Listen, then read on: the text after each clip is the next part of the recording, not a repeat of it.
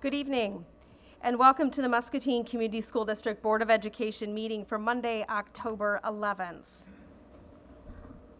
Tom, would you please take roll and help us determine a quorum? Sure. Director Cooney. Here. Drawbaugh. Here. DeBeat. Here. Finn. Here. McCarter. Here. Morgan. Here. And Shore. Here. Quorum is present. Thank you.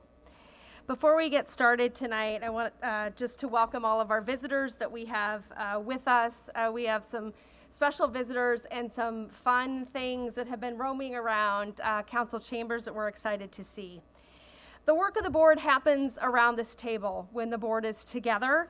And as a governmental body, this allows us to do the work and be the most effective for all of you in the position that you have elected us to do.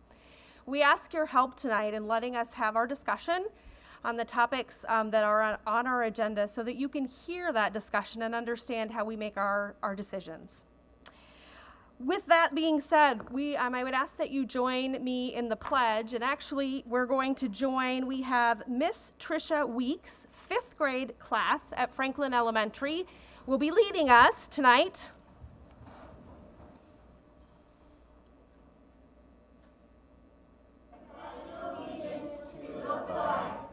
United States of America, and to the republic for which it stands, one nation, under God, indivisible, with liberty and justice for all.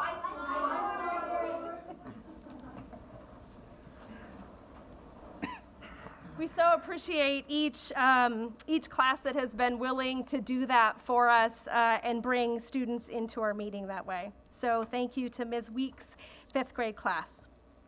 Our next agenda item is our student school board board representative report. And Dylan, I think you have some information for us. I do. I have a lot because it has been a while. Okay, so the first thing I've got is a couple weeks ago we successfully held the homecoming dance, the homecoming game, and the homecoming week. Just want to give a shout out to administration, staff, and students who helped plan that entire week and execute a really good time for all students, and especially at the dance. I think students really enjoyed themselves. One thing that they did for fun differently this year is they gave out gift cards to every day for the Spirit Day to the person or group who did the best for that Spirit Day. It was a way to engage students, and I think it worked pretty well. There was definitely some fun ideas out there.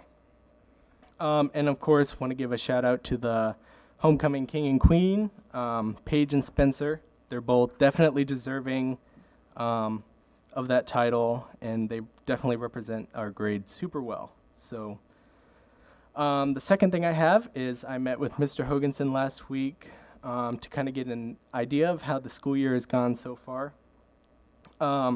It has definitely been interesting. Feels like we have checked all the boxes so far this year for events and stuff. One thing he said that they're trying to do better is be proactive rather than reactive to the events and stuff that has happened. And they're starting to see a decline in, the devious licks and stuff like that. And they're preparing themselves for the other challenges and trying to get ahead of that. And we're continuing our conversation about allowing students to decorate their graduation caps. So that's hopefully something that I'll be able to share with you guys shortly.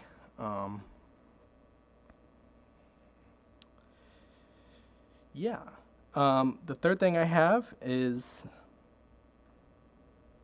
Hoganson and I are hoping to get a group of upperclassmen, some juniors and seniors, to kind of sit down and talk with the freshmen about good ways to act at high school, because a lot of the issues that we've been having is with freshmen. So we think that upperclassmen voice of, hey, this is how you should react, and trying to help them transition into high school will definitely help.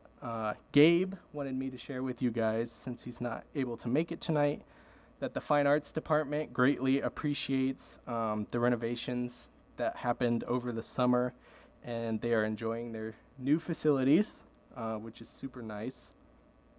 And the final thing I have is this coming Wednesday, there will be a suicide presentation during the day. And I think this is really important for students, especially coming off the COVID year with so much change happening and just a lot of stress that a lot of students and staff have this year. I think it'll help address those issues. Any questions? I know that's a lot of information. Thanks. We appreciate it. Next on our agenda is the Citizen Speaks portion of the agenda. This is an opportunity where anyone in the audience that would like to address the board may do so. We ask that you step to the podium. If you need to adjust the mic, feel free to do that, especially so that our audience members who are listening at home are able to hear you. We ask that you state your name and your address for the board record. And we ask that you limit your comments to 3 minutes. We've got a timer on the screen. 3 minutes goes faster than you think it does once you start speaking, and we know that. I would also remind you that the board is not able to respond to citizens during Citizen Speak. We're happy to hear from you, but we are not able to respond or answer any questions. So that being said, whomever would like to speak first, feel free to step to the podium.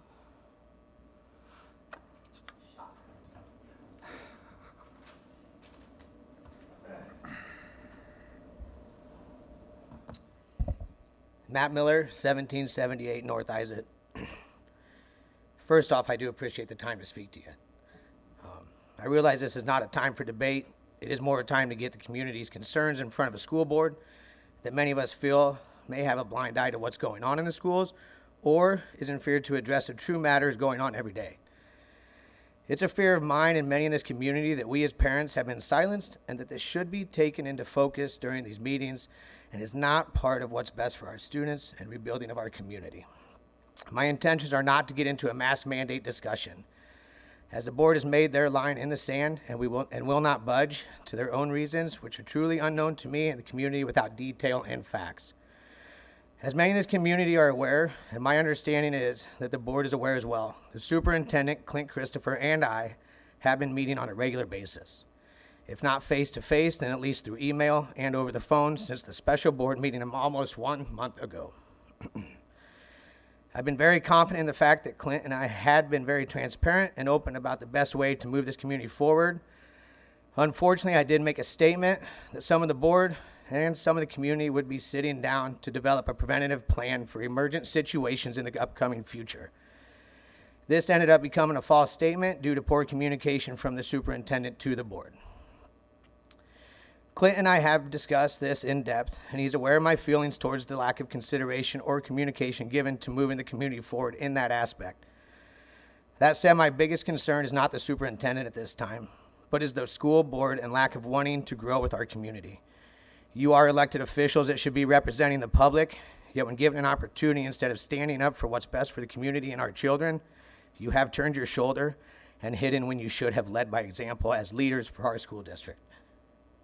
I ask each person in this community that has concerns to reach out to the board members individually and let's start some dialogue on a forward progress and not become stagnant, because one side may not agree does not mean we stop there. Growth starts with conversation and trust, both which are lacking in this school district currently.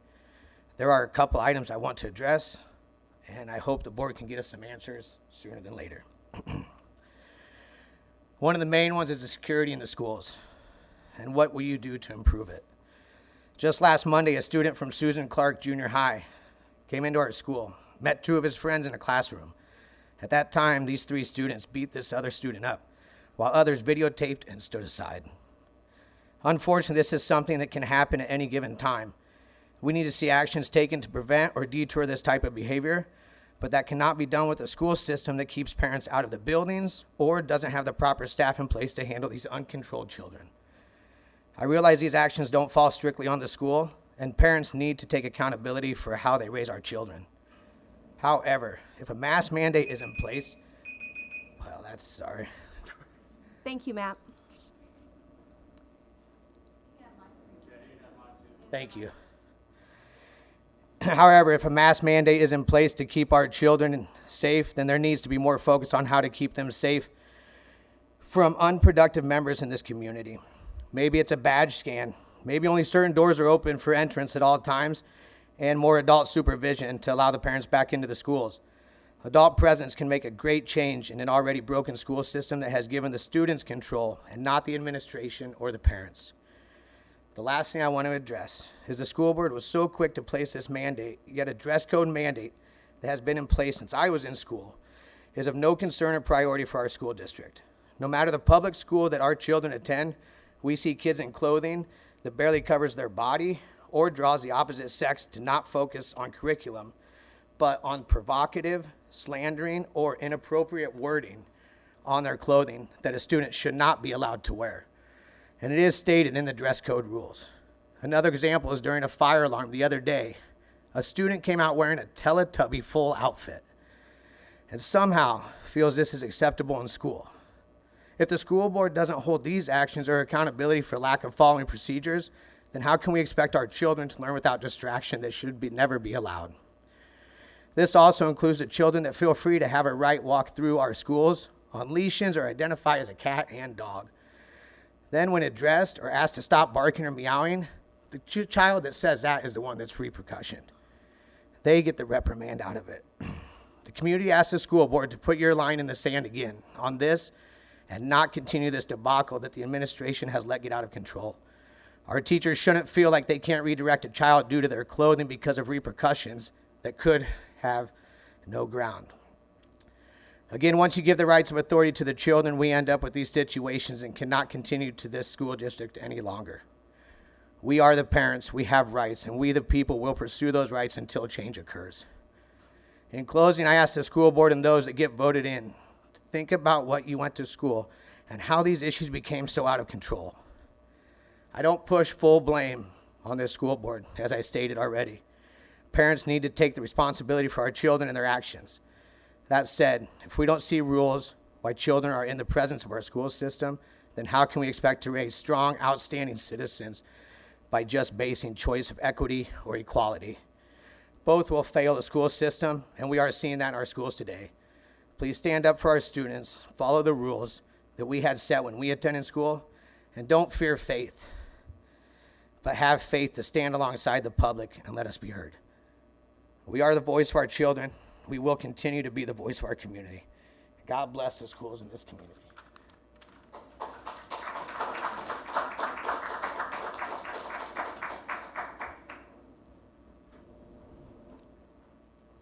Tom, do you need the name and address of those that conceded their 3 minutes for the record?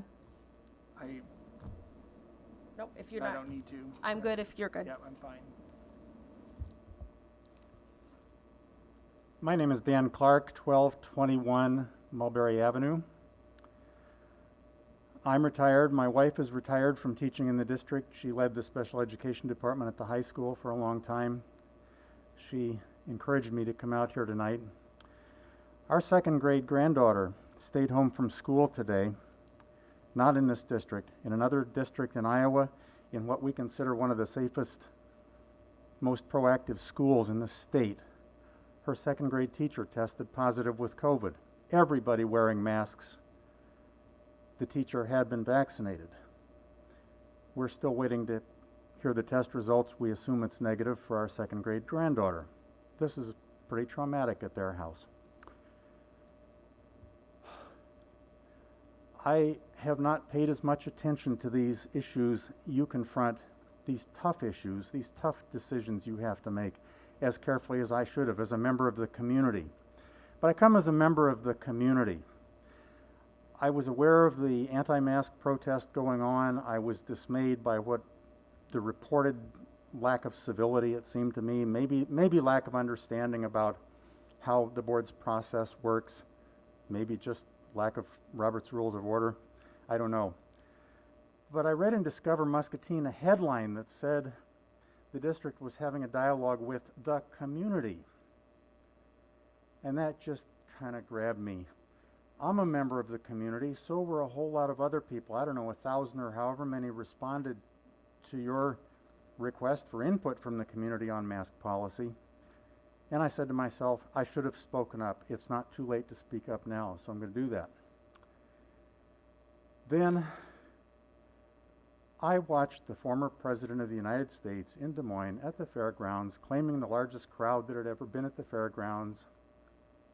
People from all over the country, I understand, roaring their approval when he insisted that our schools were being run by leftist Democrats inveighing against equity.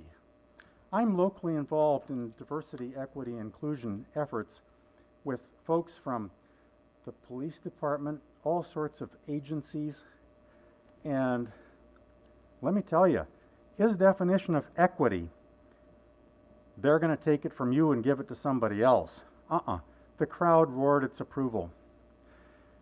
There's a mood and a movement going on that splits us in ways that are really unhealthy, and we all want an end to it, I believe. But I'm here to tell you, I support all of you in the tough decisions you have to make, and I'm pretty sure you're not a bunch of leftist Democrats spoiling our kids' future. Thank you. Thank you, Dan.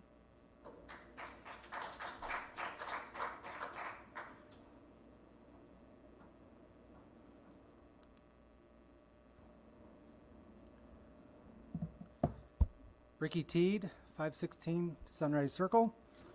I just wanted to come here and share a few things that I've learned over the last few weeks. I read through the public comments, and there was about 1,100 entries. I was able to tally them up, which was not easy because of the format you guys received them in. But a good 67% of the public that responded was against instating any mask mandates. And one thing that I found a little appalling was people were saying, please, please don't make us wear masks. A lot of students that responded definitely said they didn't want to wear masks, and a few other parents said that actually masks impede their children to be able to learn appropriately. And a lot of these ones are deaf, hard of hearing, speech impairment students that are learning and struggle with speech sometimes. And the reason why the temporary injunction was placed was because 11 families in the Des Moines and the Ames area, they were upset because their kids could not go to the public school system if the students weren't masked because of their compromised immune system. So that was why the judge placed a temporary injunction on the governor's mandate about the school board not being able to mandate masks.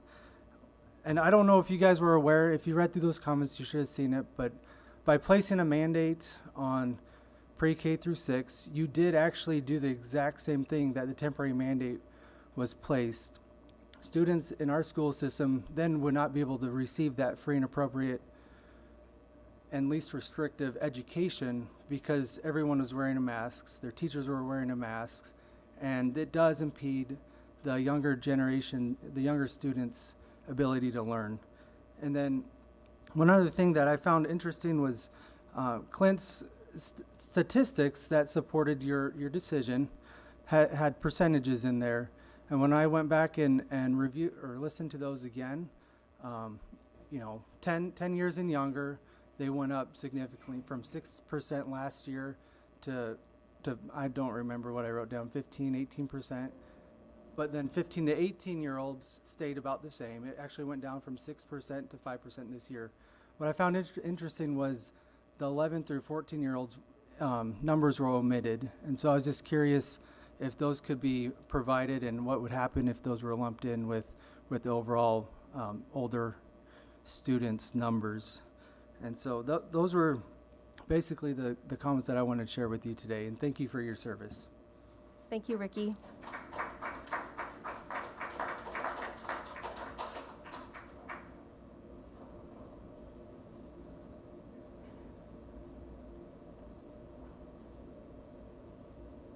So mine's a little different. It's actually not about masks at all. So my oldest son. I'm sorry, can you state your name and address I'm for the sorry. record, please? So I'm Allison Glenn, 313 West 3rd Street. So my oldest son is a 8th grader in Susan Clark Junior High. My nephew is a 7th grader. And they've been involved in football forever, basically since my oldest could hold a ball. So my problem is, and this isn't something that I expect the school board to have an answer for. Obviously you can't, but right now, but it's something that I really just want you to look at. In junior high, just last week we had a kid, or not last week, yeah, last week we had a kid with a broken ankle on the field, 3 places. He had to wait on the field for 20 minutes before we got an ambulance. A few weeks ago, we had a 7th grader, broke his leg 2 places. It's been the last 2 months that we've had kids with giant hematomas about this big coming out of their legs. We've had twisted ankles. You name it, we've had it. So the problem is we don't have any medical anything except for, I think, first aid training is what the coaches have. And that's not really acceptable for us, because that's, especially when you have something like a broken ankle, we need to have something there so that the kids can either get stabilized while they wait, or making sure that they're not running on a fractured ankle and it's just sprained, to maybe get it wrapped, something like that. So our problem, and it's a group of us, and I can get a petition going, I can do all that, but I think a lot of it is just,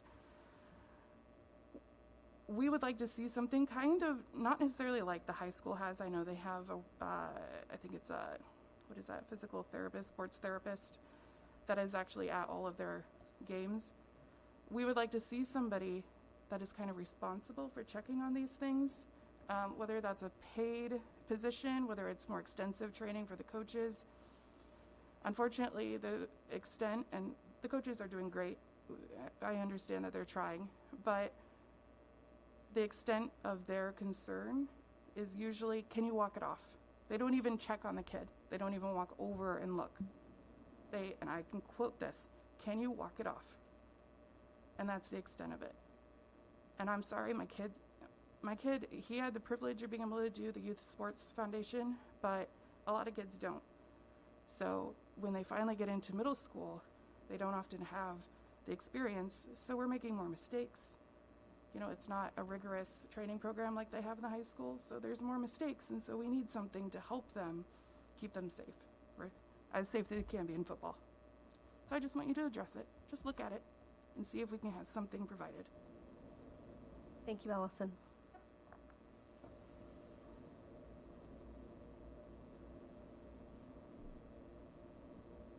Is there anyone else? Okay. The next item then on our agenda is board target and goals report. Those 3 goals are: students will graduate prepared for post-secondary options. Muscatine schools will utilize resources effectively and equitably, and students will learn in a positive and supportive environment. And under that 3rd goal of students will learn in a positive and supportive environment, Joelle is going to talk to us about a LIFT grant, which stands for Leaders Innovating for Tomorrow. Hopefully I got that right. Perfect. All right. Thank you for having us tonight. So tonight I'm really excited to welcome several people from our district, Michael Bobe from the Muscatine High School, Pam Jocelyn and Emily Duran from Susan Clark Junior High, and Candy Still from Jefferson, to share about some exciting opportunities for the students, staff, and parents in the Muscatine School District. So last spring, teachers had the opportunity to apply for a Muskie LIFT grant, which again stands for Leaders Innovating for Tomorrow. And this was a unique opportunity for the teachers in our district to address the learning loss of students due to COVID and the pandemic. So the district dedicated $100,000 of an ESSER fund, which that fund comes directly from the U.S. federal department, and it stands for the Emergency Relief Fund, and it's given to schools to use for the loss of learning due to COVID. So teachers had the opportunity last spring to write a proposal, and they could write their proposal for up to $2,500 for an individual teacher. Some teachers, like what we'll hear from Jefferson, pooled their money together And so tonight we're just going to get to share about some of the highlights that these teachers are doing in their classrooms. So I'm going to turn it over to Mr. Bobet and get him set up. Sorry, I didn't click through those slides. There you go. Thank you. I'm Mike Bobet from Muscatine High School. I teach physics currently. And with my proposal, I asked for a Pocket Lab sensor pack, which is up here on the screen. Doesn't look like much, but that little tiny orange puck over there can measure all kinds of data, which I'll show you on the next slide, and then instantly transmit that to the student's computer or to their phone as well. So we can put this little puck in different things, gather some data, analyze the data, and have a more hands-on experience for our students. Here are all the things that the sensor can measure, and it's called a Pocket Lab because here's one right here. I just pulled it out of my pocket. It's really small. The pack came with 10 of these, and surprisingly, this tiny little device can measure all of those different things and more if you buy other plug-in sensors. So our goal is to make physics a lot more hands-on by integrating this with the technology that they already have. I also was able to ask for a 3D printer, which has been my new thing, like my new hobby, I think. I've always wanted one. This allowed me to have one for the department, and a 3D printer is something that creates kind of plastic models out of computer-generated images, so you can tell it to print all kinds of things. And the great thing about it is you can have it print things that go along with the Pocket Lab. So as you see on the left, down in the lower left there, I was able to print some chassis for cars, and we put the Pocket Lab Pro in there, and we can roll them down a ramp like on the upper right there. So with all of that combined, it's a great resource for our students.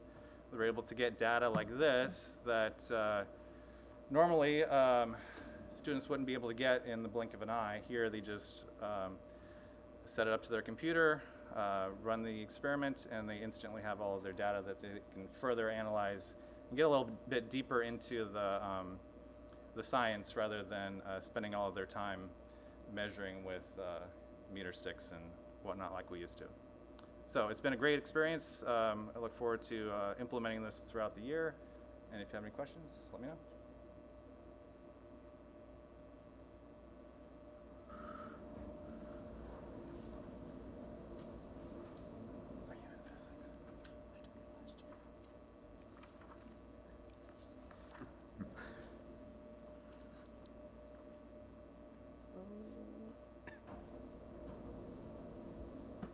Hi, I'm Pam Jocelyn, and I teach at Susan Clark Junior High. I teach the biology class there, and I also teach 8th grade science. When I was presented with the opportunity, all I could think of is this would be a really great opportunity for the students to participate in a STEM camp. And so the purpose was to kind of ignite students into STEM careers and STEM areas, and also to show the building our opportunities for building partnerships within the community, and let them see what our community has to offer. So on the first day of camp, we went out to Discovery Center, and the students did water testing, and we had community members from the city come in and help them. The students were kayaking, and then they also were able to do some fishing and then catch and release.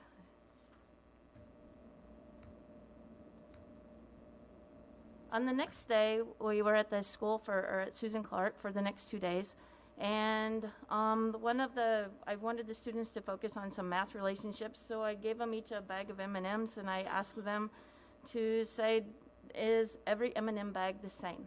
Can you prove it? And so it was a free-for-all for letting 31 students in the area try to figure out, and they came up with words within statistics of mean, median, and mode, and they had to present their data. And so it was great. We also did an engineering activity. This is one that I've had high school students compete at when we've done physics Olympics, but they did a straw challenge, and they tried to see if they could get 50 gram mass to extend from the table for at least 10 seconds.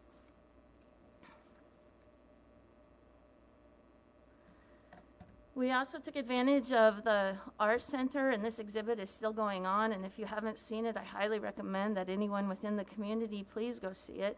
So this is Nancy Judd's exhibit called Alterations, and she took materials that you could find in the landfill or recycled materials or within nature, and she made various 15 garments. And so the students not only got to see her exhibit, but they got a rare behind-the-scenes tour of how artwork is stored and archived there. So it was absolutely fantastic, and I was appreciative because it's the first time I got the back seat tour too. So it was awesome. We were able to then go on Friday to the Museum of Science and Industry, and the district was kind enough to not have us take the yellow limousine in August, and so we got to take a charter bus, which was really wonderful, and the kids really enjoyed that. And so I let them go, and I made sure that they all had the same colored shirts, and so I could spot them just like that, and they were fantastic and had a great day. I think one of the greatest things is just gathering a little data at the end, a qualitative piece, and asking them what impact the STEM camp had on them. And many of them said, I made new friends and learned about teamwork. The STEM camp gave them a better appreciation for STEM in general. And it was really beautiful to watch these 31 students bond over the course of that week. And they had a hard time saying goodbye because some were going off to the high school and some were 8th graders at the junior high. But I have to say, in my 29 years of teaching, this was actually the best start to any year because of the students that I had, and it made a great kickoff for the week. So if we could do stuff like this again, this would be absolutely fantastic. So thank you for the opportunity.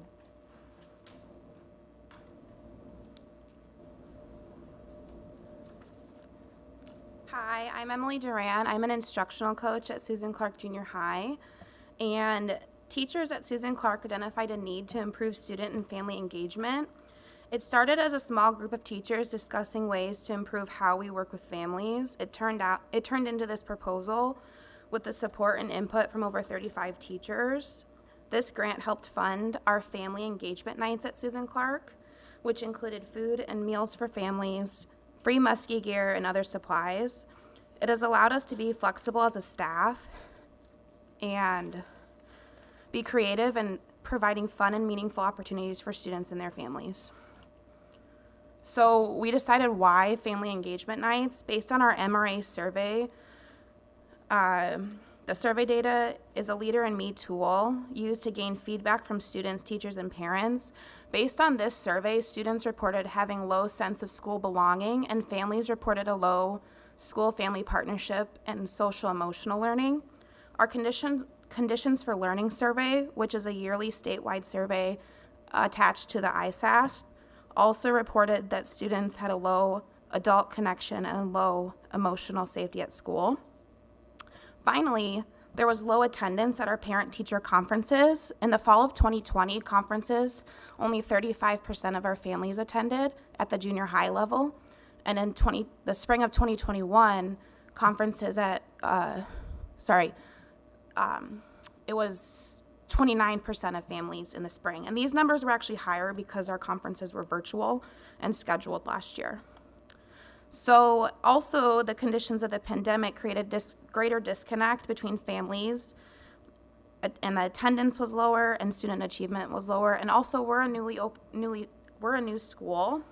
So we saw this proposal as an opportunity to brand ourselves and showcase what we're all about, and that we want students and families to be excited to come to Susan Clark.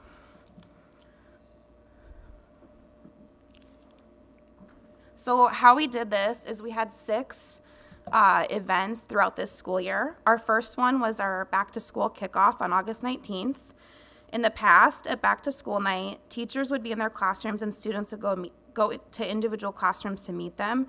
This year, we decided to change our approach. We wanted students and families excited to be a muskie and come to school. We offered free Susan Clark t-shirts, water bottles, a free meal, a scavenger hunt throughout the building, an activity fair for students to sign up for club sports and activities, and we had door prizes.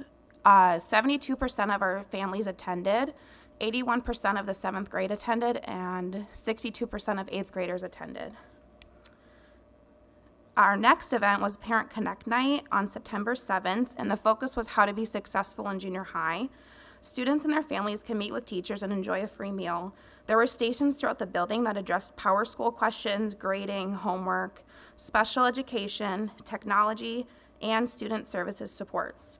We're really looking forward to our fall celebration of learning coming up next week. In the past, parent-teacher conferences had low attendance.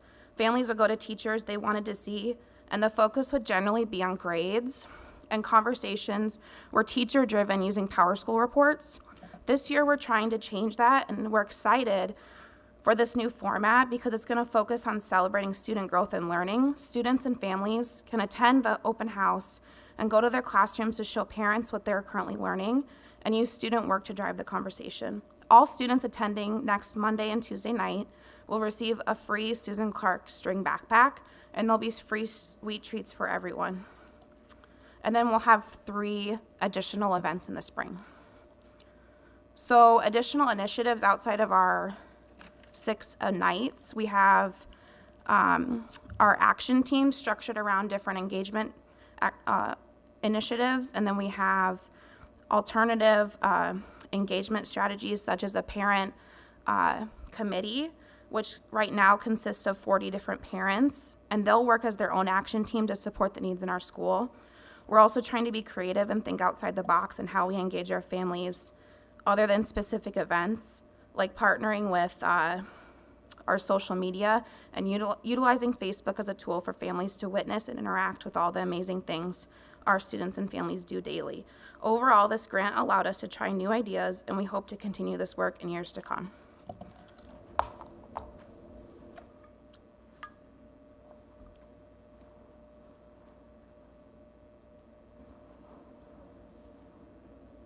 Good evening. I'm Candy Steele, principal at Jefferson Elementary, and I'd like to just take a moment to thank you all for your leadership. We have amazing things happening in our schools, and tonight I'd like to talk about just 2 of the grants. We actually received several. The first one being a Jefferson News Network, and so our students, we purchased all the things that allow our kids now to run a broadcasting studio. So this happens to be 2 of our students. They're using it for something other. They're using the green screen, and they're practicing fluency and through nursery rhymes. It's pretty cool, the things that they were able to do. And then the second thing is our new robot named Miles. And so I want to take a moment to introduce a few people. You guys want to come up? Mr. Hoffman, who is actually the coach at the high school, so Fire Island Robotics, right? Yep. Muscatine High School team. We have Silas Hoffman. We have Emilio Bobet. We have Benjamin Miller, who, Ben, you want to come out here? Ben is the one that actually programmed the robot for this evening, and he's our 7th grader, Susan Clark. And we have 2 of our elementary students here as well, Sadie Manjoin and Peyton Strofe. I could tell you about Miles, but I think it'd be more fun for you just to see and to be able to interact with Miles. So Ben and Silas, you guys want to go? Get him started. While they're getting him going, I'm just going to tell you, Miles stands for Muskies Invested in Learning Every Second. And I also would like to introduce Ms. Katie Miles, who is actually our teacher that worked with other teachers to write the grant. And so Miles will be able to do a lot of different things, reading books to students. He'll be spending time in our autism classroom, working with students, among other things. So, you ready? Okay.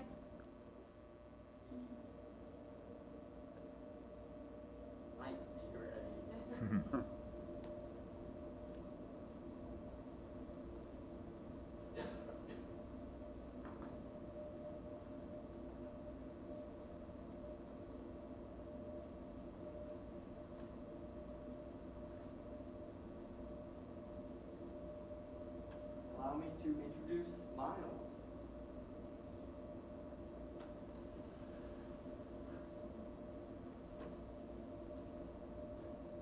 Hello, I'm Miles. Would you please introduce yourself to the school board? Sure, I'd love to do that. Hello, everyone. My name is Miles. I am a new student at Jefferson Elementary. Jefferson is an amazing school because of all the students who attend there and the adults who work there. We are learning something new every day. The teachers at Jefferson are so cool. At Jefferson, we focus on 3 rules. The 3 rules are: 1, respect yourself. 2, respect others. And 3, respect property. I really like these rules because it makes Jefferson a nice place for everyone. We all have to do our part to make our school the best place in the world.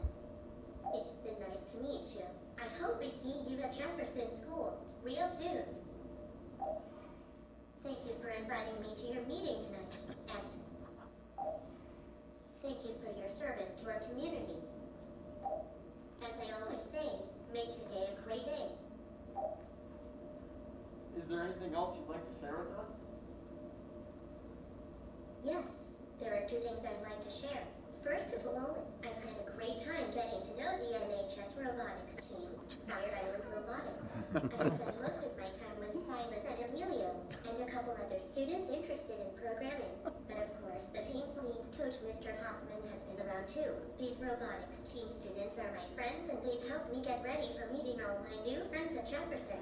Secondly, I'd like to show you my Tai Chi dance skills. It'll only take about 50 seconds, and I think you'll find it very relaxing. I know, I do. Here we go.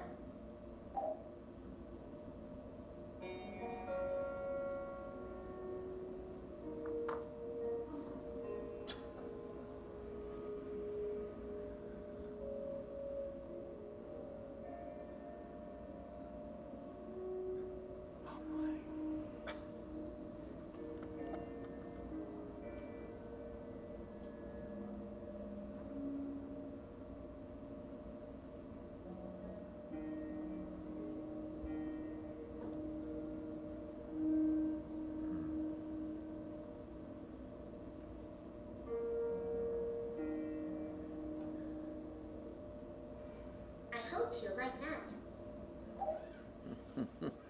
Maybe if I come back to another meeting in the future, you'll join in and try to dance with me. Thank you for inviting me to your meeting tonight, and thank you for your service to our community.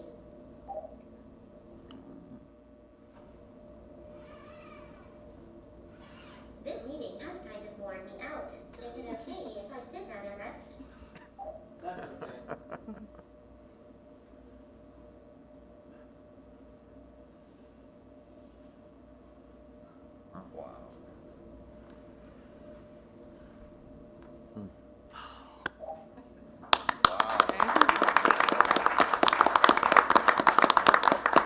So that concludes just a sampling of some of the awesome things that are occurring in our schools with our teachers. We had over 62 people apply for grants, and just going in and out of the schools and seeing these awesome things that they've created to really help engage and connect kids has been wonderful. So I just want to give them a big round of applause and thank them for coming tonight as well.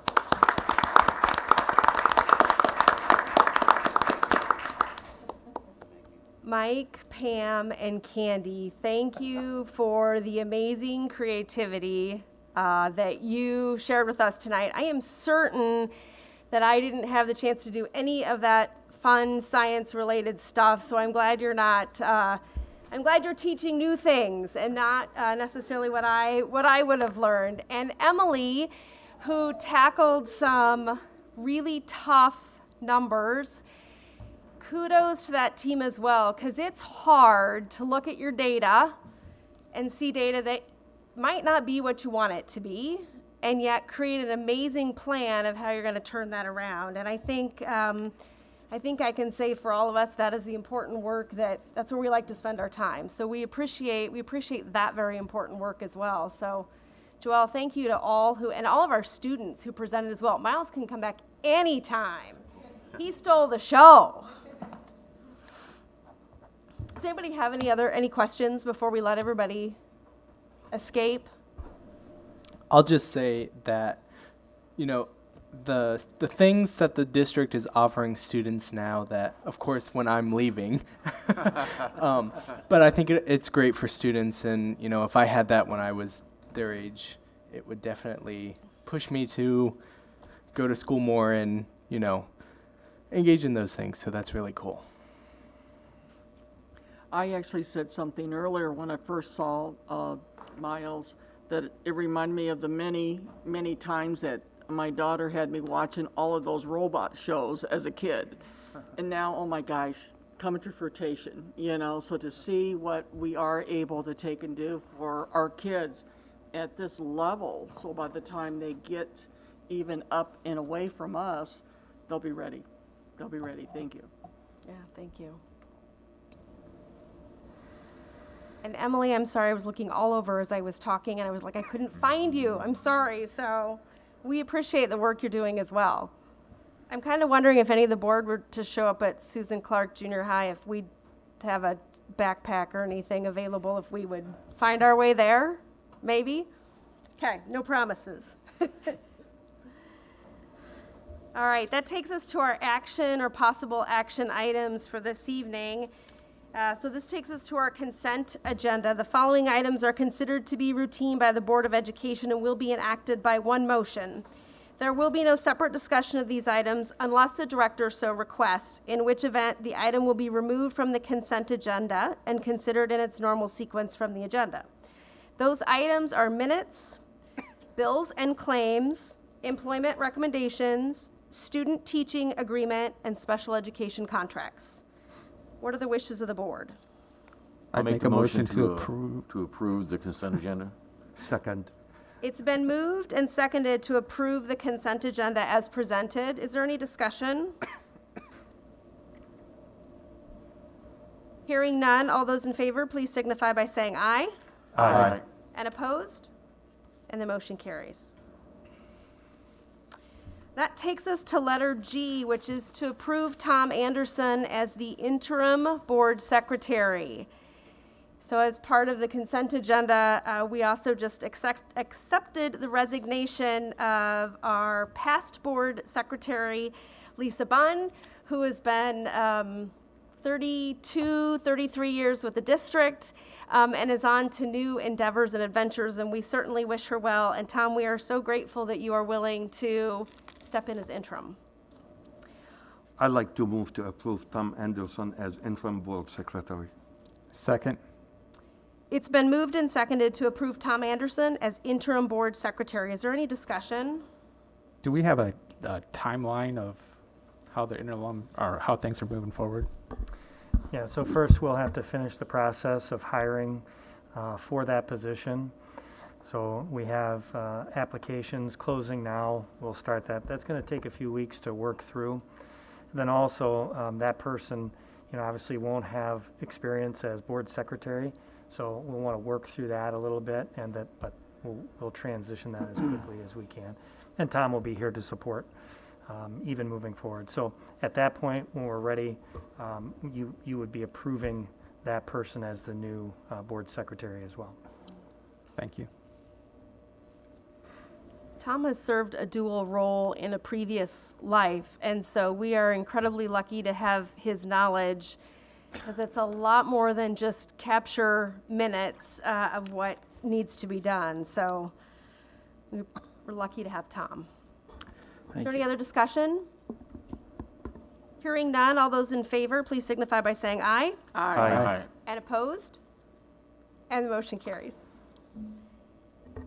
The next item on our agenda is to approve the administration authority to seek additional modified supplemental amounts from the School Budget Review Committee, SBRC, for the FY21 negative school education balance in the amount of $488,671.76. Tom, this is where you get to wear both hats, Sure. right? Sure, be glad to. So tonight is our, I'll be reporting on FY21 financials later, but this is an action item that warrants the approval of seeking additional spending authority, and we're talking about for FY21 still. So there are two areas where if we do overspend, we can ask for additional spending authority. That's the concept that we have in our general fund in Iowa Public School Finance. There's a spending authority for the general fund. So I put in there on page 2 of your board book is a comparison of the last 3 years special education, kind of, I tried to summarize it in 22 lines, but it might seem overwhelming, but I would just focus on the total revenues in special education were down 1.3% the last 3 years. However, our special ed expenditures did go down by about 3.58%. So our deficit spending did not increase from last year. Last year it was 760, it was 726 with the prior year carryover. And so this year it is 488,672. So I can try to answer any questions you might have tonight, but again, the board needs to approve to get this additional spending authority for fiscal year 21. And Tom, this is not an unusual request. It's not an unusual request. Going back even several years, Muscatine had not had a special ed deficit. We've had positive balances in the past. You can carry over a certain percentage, but it's not unusual for a school district to overspend special ed. This is one of the best places I think we can overspend, and so I'll make a motion to approve. I'll second. It's been moved and seconded then to approve the authority to seek additional modified supplemental from the SBRC for the 2020-21 year in the amount of $488,671.76. Is there any further discussion? Yeah, so just to clarify kind of what my thoughts are, I agree with Toby and Aaron from the standpoint, and clarify for me if I'm wrong, tell me I'm wrong. But we get additional dollars to serve our special education department per student, correct? That is correct. And so we should be spending every single dollar that we get for those kids, in my opinion. We shouldn't be trying to I'm not saying we should run a negative balance, but we should try to get as close to even as we can. We should never save anything back because that money was allotted to help kids learn. So if we're getting additional dollars to help them learn, we should be spending all of it, at least all of it. So that was more a statement than a question, and just to clarify, Tom, tell me if I'm wrong. Like I said, no, you're not looking at we this do right, Mike. receive additional funding for additional weighting per student for special education students, correct? Any other discussion? Hearing none, all those in favor, please signify by saying aye. Aye. Aye. And opposed? And the motion carries. Thank you. Our next item on the agenda is to approve the purchase of PowerSchool Unified Insights Data Warehouse software from PowerSchool Group LLC in the amount of $47,919.73, and that funding comes from ESSER dollars. And Scott, you look like you're ready to talk us through that. I am. So each week, our teachers, building data teams, leadership teams, departments, admin teams, directors, superintendent, we produce and store and report on and evaluate a lot of data. It's just part of what we do as a school district. The demographic indicators, test scores, grades, and attendance are just some of the data points concerning students. Our staff at all levels are asked continually to compile data with the ultimate goal of determining how best to meet the needs of our students. As if that wasn't a large enough undertaking, we also must compare that data with past years in order to plot trends, evaluate the effectiveness of programming, and to make sure the district initiatives are on track to produce the results we need.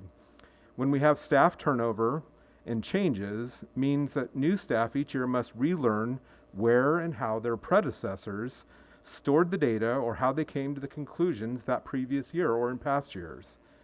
Once key data points are established, are they evaluated consistently and accurately across all the buildings and classrooms? What happens when a student transfers from one school to another school? Does that data that supports their learning targets follow them, or must that new data team start over? Does the data that supports, the time spent through these processes should be spent focused on student achievement? As we evaluate these processes, it became clear that we needed to implement a data warehouse or software that's designed to store and report on data. We reached out to other Iowa school districts, other IT directors, and asked what they were using, what software they had, what their solutions were. We took that list and started to evaluate each vendor's solution with a few guiding principles. One, we needed a solution that had the capability to store, evaluate, and produce clear and easy dashboards or visual reports that we could use at all levels in our district, from the classroom teacher or individual school and all the way to the district as a whole.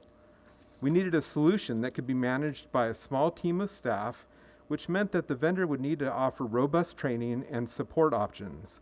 We know that staff sometimes move on, and we don't want to find ourselves left in a solution where no one knows how to work the software that we purchase. We needed a solution that could balance ease of use with power and flexibility. We started off considering a few different vendors, EduClimber by Illuminate, Forecast 5 by 5 Labs, PowerSchool Unified Insights powered by Who Knew It, and finally Tableau. We had each company present to us, and we narrowed it down to two, 5 Labs or PowerSchool's Unified Insights. For the next round, we built a team consisting of district and building leadership, as well as teachers, and had both PowerSchool and 5 Labs provide a demonstration. That team was allowed time at the end of each presentation to ask questions of the vendor in an effort to compare the capabilities of their applications. In the end, our team selected PowerSchool's Unified Insights for the following key reasons. PowerSchool Unified Insights includes teacher login and classroom level reporting. This is one of our key data. We just had to have this. 5 Labs is built for the administration level decision maker and does not provide for teacher level access. So that was first. Second, as a PowerSchool product, Unified Insights has direct out-of-the-box integration with key areas of our student information system. As you know, we currently use PowerSchool's student information system. So these two things would integrate. That systems, that SIS, has things such as, demographic indicators, attendance, and grades. With other solutions, we would have to manage nightly exports and imports of those data points in order to achieve that same functionality, which just means more management for a human being or scripts or process, places for things to potentially go wrong. Our team felt that PowerSchool's Unified Insights data dashboards were easier to read and navigate. 5 Labs data was often cluttered and presented in such a way that was overwhelming to the end user. David Svensson, our data analyst, introduced us to the concept of data to ink ratio, which in general means that the data you are presenting should be clear and concise and free of redundant and distracting information. In other words, less ink on the page.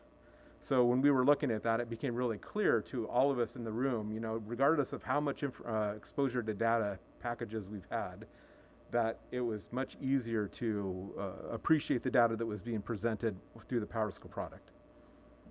So tonight, my recommendation is for the district to purchase PowerSchool's Unified Talent in the amount of $47,919.73. That cost includes training and deployment and setup fees. Year 2 is projected to be about $31,980. Illuminate's proposal was $14,800. 5 Labs' proposal was $25,000, and Tableau, which is much, I don't want to get off the rails, but Tableau is a really powerful product, and it's what a lot of places like businesses use. But typically, you have an entire data team of people who power that. It's much more like the stick shift of cars. You know, it's very powerful, but you have to have a lot of expertise. And once again, it was important to us that we avoid situations we've been in the past where when somebody becomes really talented and they take a job somewhere else, that we're not left being unable to run the software. So Tableau for roughly, without teacher access, would be about $45,000 a year. So again, Power School for $47,919.73. Any questions? That was a lot of information. Scott, I have a quick question. We need a motion first. Okay. Yeah. I make a motion to approve the purchase of using ESSER dollars for the purchase of Power School Unified Insights Data Warehouse software from Power School Group LLC in the amount of $47,919.73. I'll second. It's been moved and seconded to approve the purchase of Power School Unified Insight Data Warehouse. Is there any discussion? John, I think you have a question. I do. Scott, I know and I'm familiar with the Power School system that we have right now. Now, by buying this new package, can you just give me a summary of what this system or new system will add to the existing Power School? For sure. So Power School is a student what we have currently is a student information system. It's what all of our student data is currently housed in.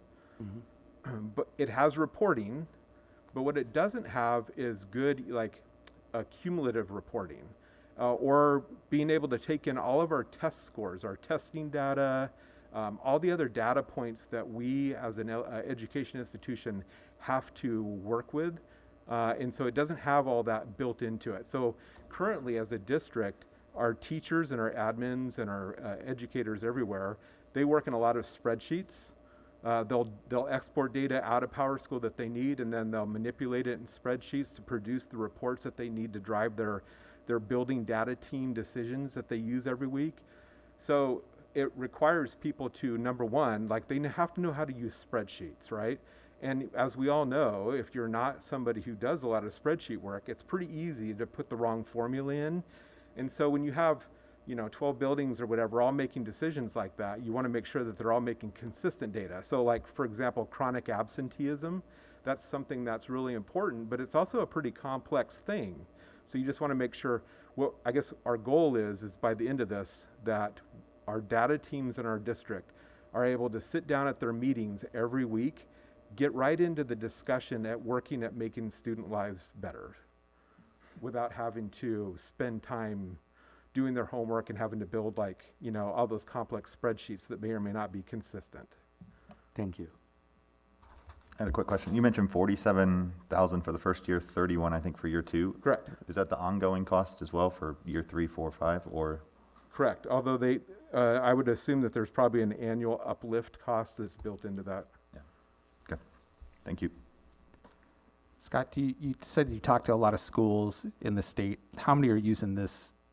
Roughly, how many are using the system? None of them that we looked at. Okay. And part of the reason there is, so when we went with a turnkey, one of the things that, of course, made us really excited about this was that whole classroom integration and the SIS integration with our built-in product.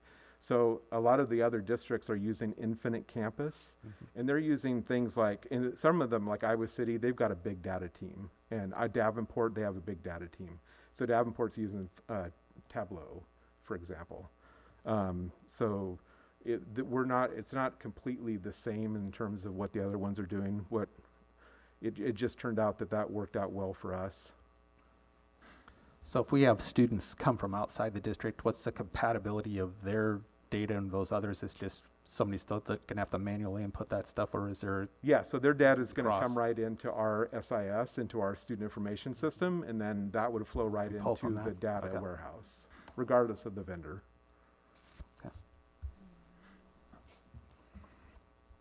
Any other questions? Scott, the funding from this comes from ESSER dollars. So back to that elementary and secondary school emergency fund that districts have been given, with a requirement on how and where we spend them. those funds. We don't get to just spend them anywhere, and a time frame of when we can spend them as well. Sure.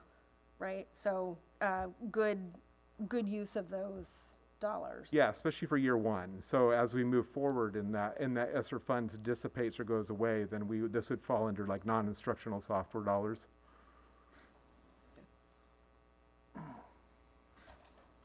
Any other discussion or questions for Scott? Okay.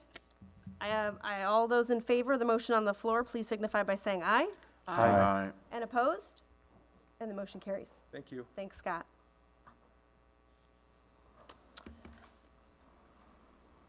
Up next is to approve the purchase of 11 Univents. I'm going to refrain from saying the vendor's name because I'll say it incorrectly. Mechanical sales?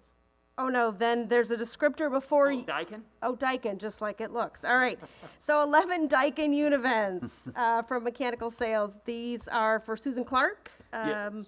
in the amount of, I think that's $90,864, yes? Correct. And some more ESSER spend. So Ryan, tell us about the Univents. So these 11 Univents take the place of the Univents that are currently in the 1988 edition of Susan Clark Junior High.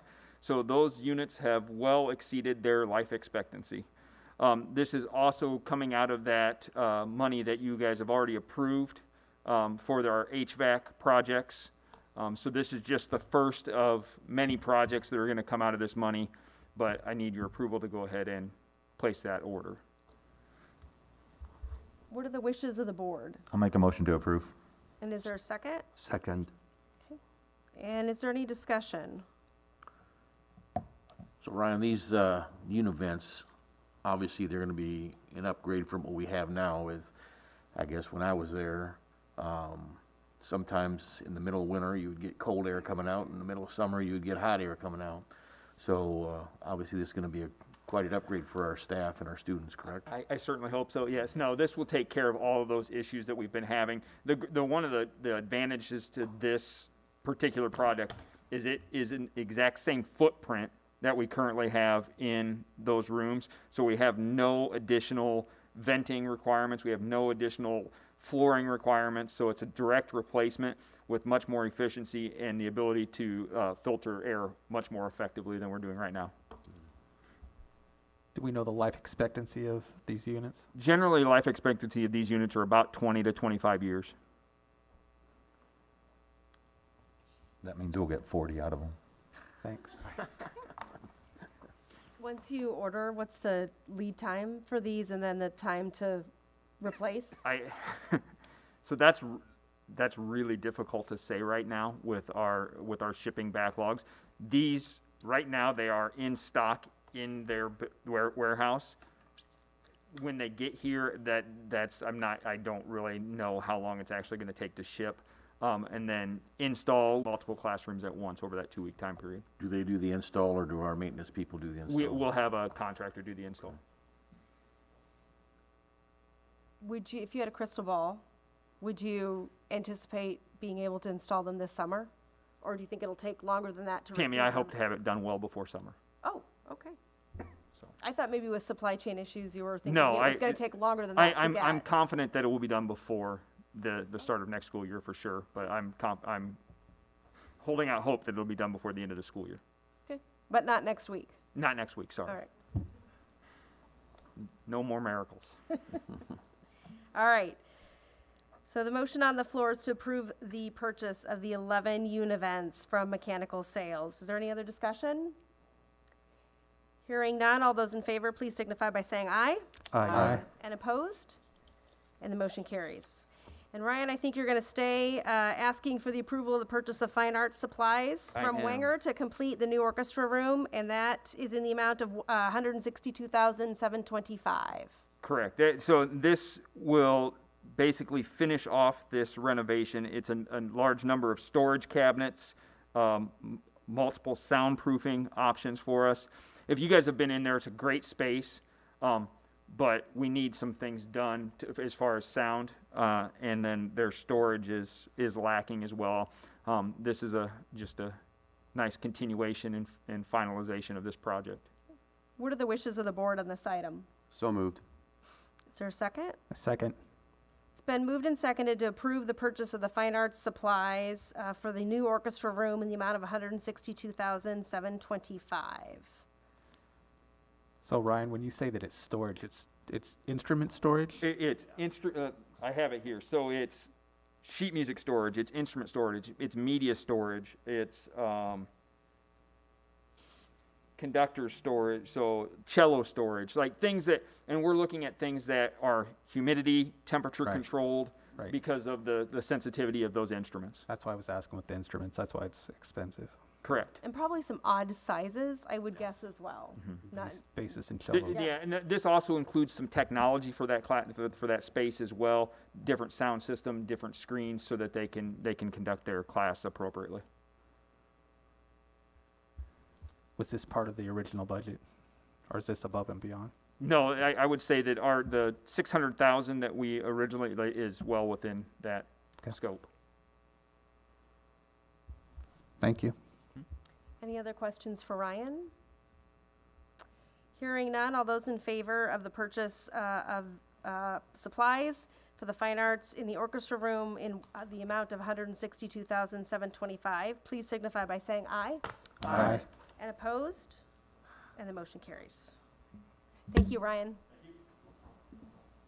Our next item is to approve the daily desired experience and the mission, vision, and core values statement. I think Tony's going to walk us through this. As he approaches the podium, you'll remember the board started some of this work several months ago. Feels like probably longer ago than it was, but we've had some great work sessions and to get to where it is today. Yeah, so what we're asking is for the approval of the desired daily experiences for students, families, and staff, and then along with that, the updated Muskie Way, which is your mission, vision, and core values. Can you guys hear me okay? Mm-hmm. Okay. And then again, this is all going to line up with the district strategic plan. As you mentioned, Tammy, this is something we've been working through. We sent out surveys on multiple occasions, gathered feedback. We've sifted through all of that, all of the comments from, again, students, families, and staff. And the biggest takeaway that we've been discussing is everybody is in agreement or in alignment with the desired daily experiences. They just want to see them put into action. And that's something that I know that we're going to work to do, is to not just have it be words, but have it be things that we stand behind when you talk about what you want students, families, and staff to experience every day in the district. So, and then with the mission, vision, and core values, updates to that. It's in the agenda. You've seen it. Feel really good about it. Again, the feedback received from that was same thing. Majority of the comments like what we saw, but can we put it into action? And I'm happy to say that I feel confident that continuing to receive feedback from the community, from students, from staff, we're going to be able to take action on the items that are in those daily desired experiences, and make sure that we're delivering on the updated plan for the Muskie Way. So I can answer any questions, or Clint, if you had anything. No, we did not get a lot of feedback, I will say that. And again, sometimes, that feedback was, this looks good. And again, probably the biggest common theme was we need action around these items, and they are a vision. And then part of our work around that operational plan and the board's work plan are those specific action items that we're building out to address those. You saw some examples of that with some of the folks who are here tonight, including Susan Clark Junior High. How we're going to leverage those daily desired experiences is through basically turning those statements into a survey, and that way we can track progress from our students, from our staff, and from our parents in terms of, are we getting closer to that vision? So. What are the wishes of the board on this item? I move to approve the daily desired experiences and the mission, vision, and core values statements. Second. It's been moved and seconded to approve the daily desired experiences, say that fast, 3 times, and the mission, vision, and core values statement. What further discussion do you have? Clint or Tony, either one. We talk a lot about surveys, and we also know that whenever we put out surveys, we usually get 10% of our constituents, of our families that respond, or maybe 20% was really good. But that's still 80% that are unrepresented. Have we thought about other ways to reach out to make sure that we're reaching all of the people that maybe aren't having a positive experience right now? Because a lot of times, I can tell you, being a former administrator and working with new teachers, the first thing I said is, it doesn't do you any good as a teacher to stand in front of the classroom and say, does everybody get this? Because the people that don't get it aren't going to want to say, I'm the only one that doesn't get it. So I'm not sure that there are people that are saying, we don't want to be the ones that say, we don't want to stand up, but we would like to talk to you, but we don't want to stand up and be seen as being the only one that feels that way, when that in reality, they're probably not the only one that feels that way. So. Yeah, and I think we just need to continue to communicate these, and they're not written in stone. Right. Right? This is what we're approving tonight. We could wordsmith these forever. At some point, we do need to get them finalized, but again, as we get them out there, as we get them posted, as they get put on the new website, as we continue to get that information out there and create those surveys, as more and more of that information comes back, that's going to tell us if we're in the right spot or not, or if we need to adjust. I think another thing, Mike, is just leaning into the social footprint that we have, right? And making sure that when we're posting things, sometimes we all know when you post things, you need to be kind of direct and say, hey, we need and we want your feedback. Please take, I would say, 5 to 10, 15 minutes at the most, right? And give us your feedback. That's what it's there for. And I think sometimes I can do a better job with those posts and just trying to be more clear. And I think the other thing that would help is ensuring that when it goes out on like the district Facebook page, for instance, that I'm then putting it into some of the community chat groups to make sure that all those eyeballs have a chance to see it. Obviously, through Power School, we have almost 7,000 contacts that we can send phone calls, texts, and emails to. We're kind of exploring another option with another service provider that's showing a higher read percentage on communicating things out. Clint said the new website that they're building, again, ease of finding information, having it more readily available. I think that will only continue to improve as far as hearing from students, staff, and families. So I wouldn't be afraid to leverage our PTAs and our booster clubs and anybody else, any other social organizations that we have that are tied to our schools in any way. Reach out to all of them, any way that they can, because we want to hear from everybody. I would connect with that some with communication is always good. You could always improve somewhere. About the time we think we've got it, there's something more. But I liked how earlier, how you talked about the emotional safety at the school system. I don't like it as in where we're at right now with it, but I do at least like some of the ideas that is being brought forward to take and do something with that. And so I don't know if that ties into any of what we're doing with this core values and stuff or what, but I'd like to have us move forward with making sure that communication happens with that too.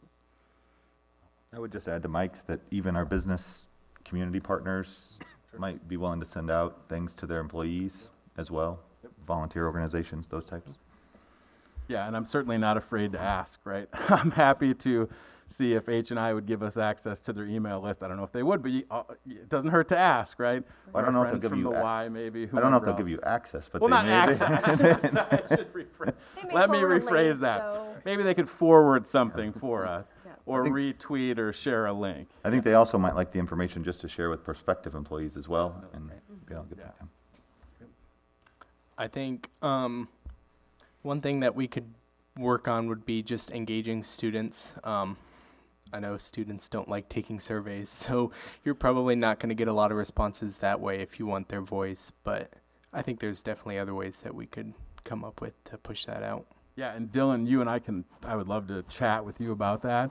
I don't claim to be young, right? I just turned 38, so when I post things on the district TikTok, and then it doesn't cease to amaze me. I know students are there amongst other social places, but if you have ideas, on how I could get in front of them to get that feedback or to set up times, I would totally like to talk about that.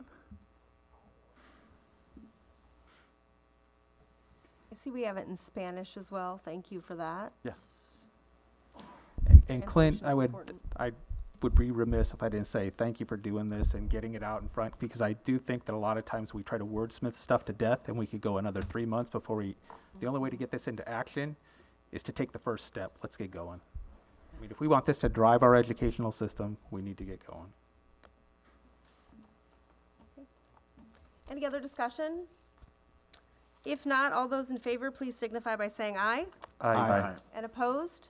And the motion carries. Thank you. Thanks, Tony. The next section of our agenda is the discussion and information, and we are to June financials.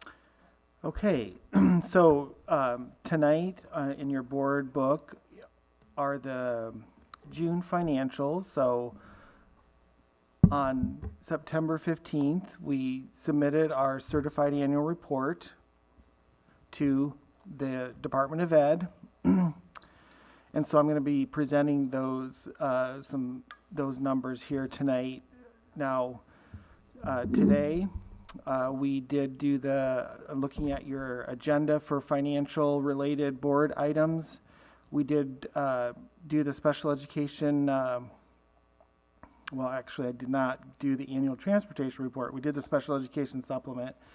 The limited English proficiency will be something we will add as an action item on the 15th. The state of Iowa has revamped that application, and so it is not available at this time, but that is that second area that schools, if they overspend their limited English proficiency funding, additional weighted funding, then we need to ask for additional authority. So we'll do that on November 15th, as well as some other FY22 items for a spending authority. Our school district audit had started for FY21, started today, and it goes through. They'll be here through Wednesday, and so we'll actually bring back that report here at the January or February board meeting for school board approval. So we can't say we're finishing up FY21, but we are very close. The first page is our general fund, and I am showing you a comparison of the last 3 years. I will point out that total revenues on line 20 have increased 0.4% over the last 3 years, while total expenditures on line 37 have decreased by 0.2% over the last 3 years. And remember, in the revenues, the first 8 lines are local sources, so property tax and income surtax, tuition. Earnings on investments has declined significantly over the last 3 years for obvious reasons. And then lines 10 through 13 are those state categorical funding sources that we get. And then 14 and 15 are the federal. And obviously the federal has increased from last year to this year because of the ESSER funding that we did spend in FY21. And then those the expenditures that decreased 0.2 over the last 3 years, there's, if you think back to your board report that I give you with the budget, with the expenditures by categories, those functional categories that we have, that's what's in lines 23 through 35 there. So 23 is the instructional, and then 24 through 30 is that next line down on that report, and then non-instructional, and then other. So that is the general fund. I did throw in then last month, I did just give you these one-page reports. On the next page is that one financial indicator for a spending authority. And we are at 18% as far as our UAB is, which is within the 5 to 15% range. So, we're solid there, I guess. It did increase some, about, you can see there about $1 million from last year. So we are in good shape there financially. And then the second page was that solvency ratio. We do have a downward trend, which we know we were going to have because we do not have a cash reserve levy, or we didn't have. I believe we do this fiscal year, but so through FY21, we are at our max, and so then when you overspend special education and LEP, that we use our cash reserves to when we're expending those. So naturally our solvency ratio will dip a little bit. So, but we're still within that acceptable level of 5 to 15%. The last few pages then, I'm just touching on those other funds because besides the general fund, we do have other funds that we need to look at. And the first one is the management fund. That is all property tax. And that is the fund that pays for our early retirement incentives, or it pays for our property casualty insurance, pays for workers' comp. So we have to build up that cash so that, because a lot of those expenses out of the management fund happen July 1st. So you kind of look 2 years out in the management fund. So, revenues down the last 3 years, 2.8. And then expenditures were up 1.2, but we're in good shape there because obviously 2.2 million is our fund balance at the end of fiscal 21. But we had a lot of expenditures hit July 1st of 21 for those insurances and so forth. So the next page is capital projects, and I lumped 2 capital project funds together on this page, which is Fund 33, which is the SAVE, the statewide penny, and then Fund 36, which is physical plant and equipment levy. And so I would point out on line 8, you'll see that other revenues from local sources was up significantly. Well, that was that $1 million donation we got this last year for the project at the high school. And line 12 is up $105,000. That is the grant that Mr. Castle wrote for that buses, I guess, that, I guess it's a Volkswagen grant. I found that out. It was kind of interesting, but that's what it was. It was a grant from Volkswagen settlement, I guess. So, and then you'll see there that expenditures are down 33%, which obviously last year we had a significant amount of capital project expenditures, 17 million there on line 35 under fiscal 20. Obviously that went down significantly because we finished up a lot of those big projects in fiscal 21. So our fund balance, 8.1 million in capital projects, so we're right where we planned on being, I guess, for capital projects. The next document, or the next page, is the activity fund. So the activity fund is strictly exactly how it sounds. High school, mainly junior high and high school activity funds, general athletics, band, chorus, orchestra, clubs, organization activities. That is the activity fund, and over the last 3 years, that fund balance has increased. So the last 2, through those COVID years, they did experience some declines in revenue from certain donations and such, but they've managed to stay in the black there in the activity fund. We don't have any negative fund balances.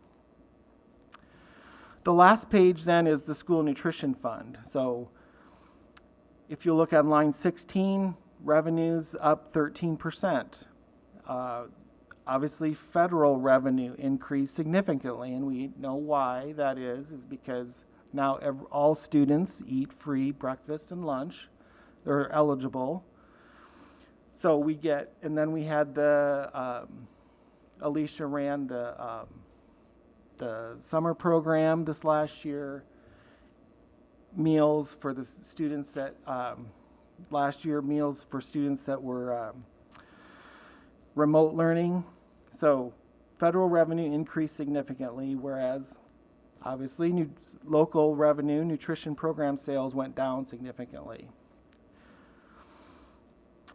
And I will point out then on line 35, expenditures increasing 6% over the last 3 years. But I will point out, I broke up lines 38, A, B, C, and D, because if you remember, the food service fund is an enterprise fund. It has to basically be self-sustaining, but there's those pesky little entries we have to make for other post-employee benefits of the food service staff and IPERS. So that all across the state of Iowa, believe me, will cause a food service balance to show that it's negative. So I always like to break those out to show you, because we're never going to fund those liabilities. So I just want to show you on 38D how our fund balance, I'm going to call it the working fund balance, because you know we're operating in the black in the food service department. So kudos to Alicia and the job she's done, especially after last year taking a significant hit because of COVID, and then through their hard work, she has managed to have a working fund balance of $981,000. So very positive about that. So I can't say that we're putting FY21 to bed. We still will be talking about it the next few days, and then I'll be bringing it back again for when the audit is done. So, stay on the edge of your seats for that report. What questions do you have for Tom? Well, Tom, sorry to be lengthy. No. I'm sorry. Yeah, I have a quick question, Tom. Okay, I'll try to answer. Page 4, the solvency ratio. Okay. Yeah. So the special education programs comes from cash, right? Is it? So is it? Well, we operate. Yes, I mean the special education program comes from cash. So when we overspend special ed, we have to use our cash reserves too. Mm-hmm. Right. So even though we are doing this, which is very important, we are still at 19.1%, Right. which is great. So that is good. Thank you Yep. thank you for taking care of that. Thank you. Thank you. Tom, I think you modestly said we're still in the range on the solvency ratio, and the reality is you have us way above We're the good. range. Well, so it's a huge positive. Actually, that's what I was going to practically say too, because I'm looking at the ratio and Well, it helps. I mean, considering what yeah. the last 2-3 years have been for us, we are still very solvent Yep. in how we are conducting business. So I appreciate all Well, your remember that. all your Yeah, thank efforts. you. And that solvency ratio is just a one point in time, June 30th of the fiscal year. If we closed our doors, would we have enough money to pay our debts and whatnot? And of course, that's not going to happen, but we do have that. We can make it through the summer. That's what that cash reserve, because basically our revenue stops in June. We're done with getting our state aid for the year. We're done with getting our property tax. So we need to make sure we have enough cash to pay teachers, staff, the bills that come in July, August, until September when we start the new fiscal year. Well, it's a careful planning of when we do our projects as well, as far as when we're starting and when we're finishing, knowing when we need to pay those dollars in which year. And you have this laid out great, so we can really look at the 3 years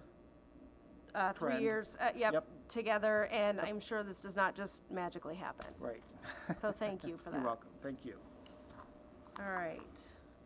The next item on your agenda then is the second reading on policies, and I will just quickly read 600.1 types of school organizations, which is marked for deletion, 501.2 attendance, 401.2 appointment of personnel recommended for deletion, 401.3 evaluation employees, and 401.9 payroll deductions.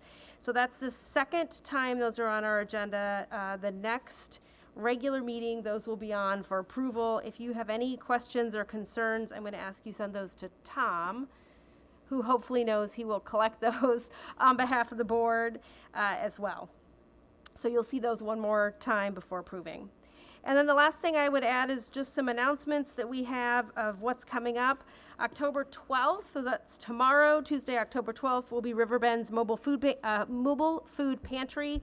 That'll be at the Administration Center at 2900 Mulberry from 4:30 to 6. I believe vehicles can start lining up at 4 p.m. and we'll start the registration process then.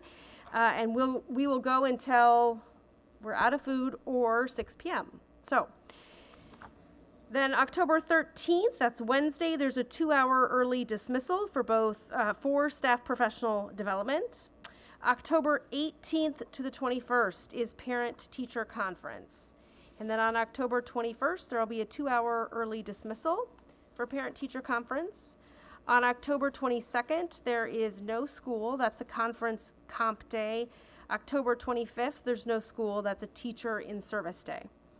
And then the board will meet again on October 25th. We will have a work session that'll start at 6 p.m. and will be at the administration building at 2900 Mulberry. Are there any other announcements for the good of the cause? If not, I would entertain a motion to adjourn. So moved. Is there a second? I'll second. It's been moved and seconded to adjourn. All those in favor, please signify by saying aye. Aye. And opposed? And the motion carries.